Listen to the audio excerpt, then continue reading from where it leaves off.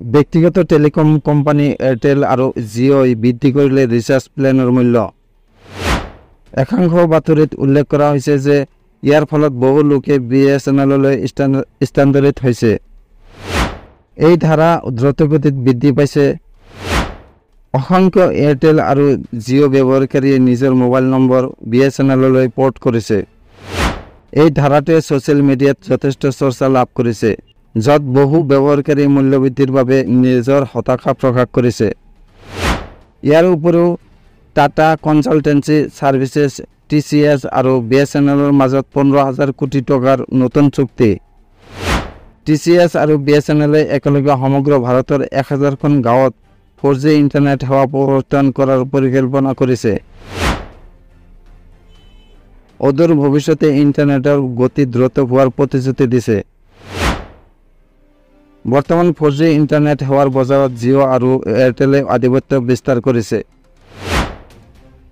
কিন্তু যদিহে BSNLে নিজৰ স্থিতি শক্তিশালী কৰে, তেন্তে জিঅ' আৰু এয়াৰটেলৰ বাবে ই এক উল্লেখযোগ্য প্ৰত্যাহ্বানৰ সৃষ্টি কৰিব পাৰে। ইয়াৰ উপৰিও টাটাই সমগ্ৰ ভাৰতৰ 4টা অঞ্চলত ডাটা চেণ্টাৰ নিৰ্মাণ কৰি আছে, যিয়ে দেশৰ 4G আন্তঃগাঁথনিৰ উন্নয়নত সহায় কৰিব। শেহতীয়াকৈ জিঅ' আৰু এয়াৰটেলৰ মূল্যবৃদ্ধিয়ে এই পৰিৱৰ্তন তীব্ৰতৰ কৰি তুলিছে।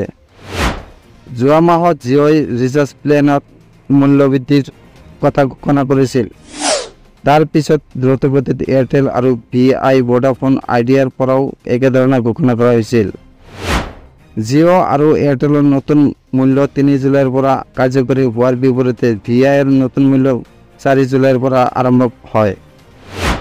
জিঅ'ৰ মূল্যবৃদ্ধি সৰ্বাধিক 12% পৰা 25%লৈ, এয়াৰটেলৰ মূল্য 11% পৰা 21% বৃদ্ধি পাইছে আৰু VIৰ দাম 10% পৰা 21% বৃদ্ধি পাইছে।